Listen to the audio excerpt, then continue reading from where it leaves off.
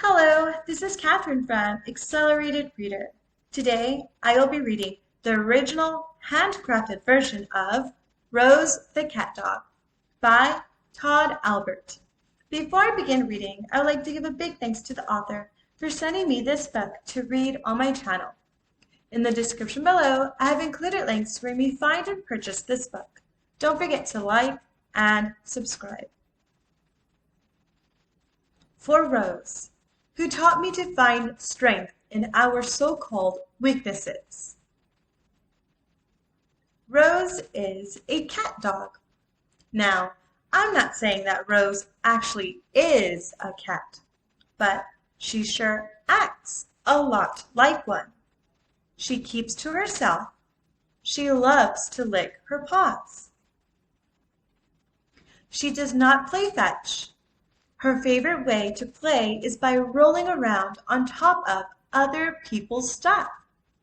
She only eats until full, never more, and she especially does not like going for walks. Now, don't get me wrong. I know that not all cats are like this. But the thing is, generally speaking, Rose acted more like what most people think of as your everyday cat, and not a dog.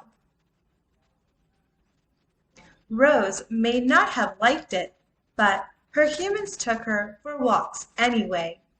One day, on just such a walk to the park, she overheard two dogs talking.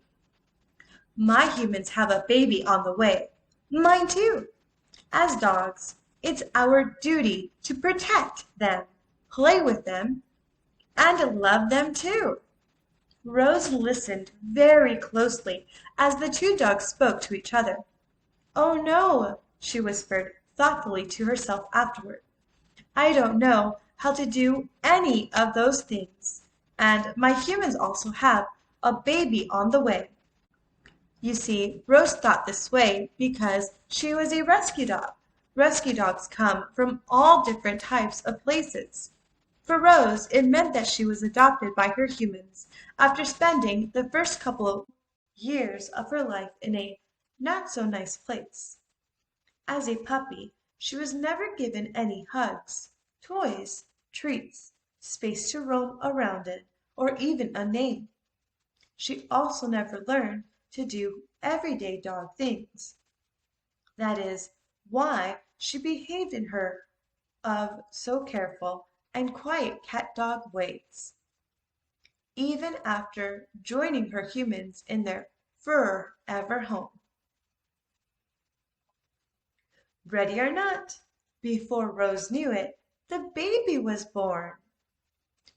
Now, Rose knew that her humans were okay with her just the way she was. After all, they had adopted her. But now she was that baby's dog too. Taking one look at the new baby, Rose decided right then and there that it was time she started acting like a proper dog too.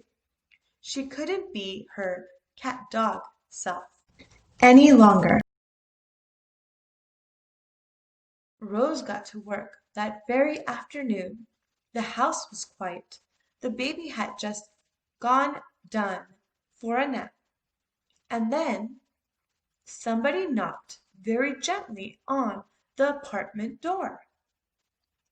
Upon hearing the knock, Rose thought, now's my chance to protect the baby from that noise that is going to wake her up. So she ran down the hallway, barking all the way, to tell whoever it was to stop making so much noise. But it was Rose's barking that woke the baby. Rose was sad. Waking the baby with her barking was not the way to protect her. Rose decided she would have to keep trying to find ways to act more like a regular dog and not her usual cat-dog self. Time passed. As the baby grew, so did Rose's desire to stop acting like a cat dog. But Old habits are hard to break. Rose knew that a dog was supposed to play with her human baby, but she just didn't think fetch was that much fun. She never did manage to bring the ball back, which made the baby cry. Now, don't get me wrong. Rose really did love the baby, and she decided to show her how much by sharing one of her favorite activities with her. But it seems like babies don't love having their paws licked all the time. It would only make the baby cry every time Rose tried and tried and tried. Sticky baby hands and feet sure are tasty. Rose wondered why trying to protect, play with, and love the baby was turning out to be so hard. Unsure of what to do next, she decided to head to her favorite place under the living room end table to do some thinking. On Halloween, the family went trick-or-treating in their neighborhood.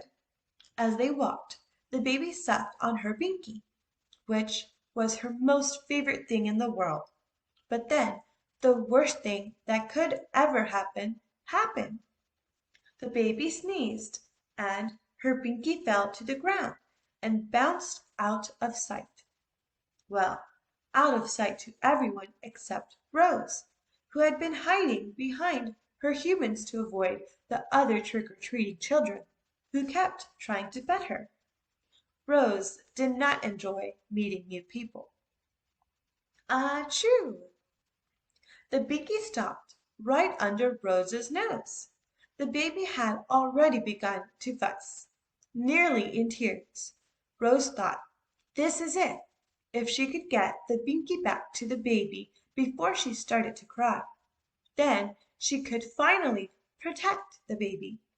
So, with her heart swelling with love, Rose did the only thing she could think of. She began to play with the binky by rolling around on top of it with all her might. Rose's humans stopped their panicked search for the binky when they noticed Rose rolling around on something like she had never rolled around on top of something before. Could it be the binky? Knowing Rose, they knew it had to be something really important for her to move like that. Once they got her to stop, boy, Rose really did love a good roll. It was the binky beneath her. Seeing this, the baby's fussing stopped immediately, replaced by a toothless smile from ear to ear. What the baby did next was something she had never done before. Instead of reaching for the binky, she reached for Rose. Rose is a cat dog. By being herself, she saved the day. More time passed. Rose is older now. So is the baby. She even has a baby sister who is not so small herself anymore. But Rose is still her cat dog self, and the girls love her for it. They protect her and play with her just the way she likes, not too much. The end. Thank you for listening. Don't forget to like and subscribe. In the description below, I've included links where you may find and purchase this book.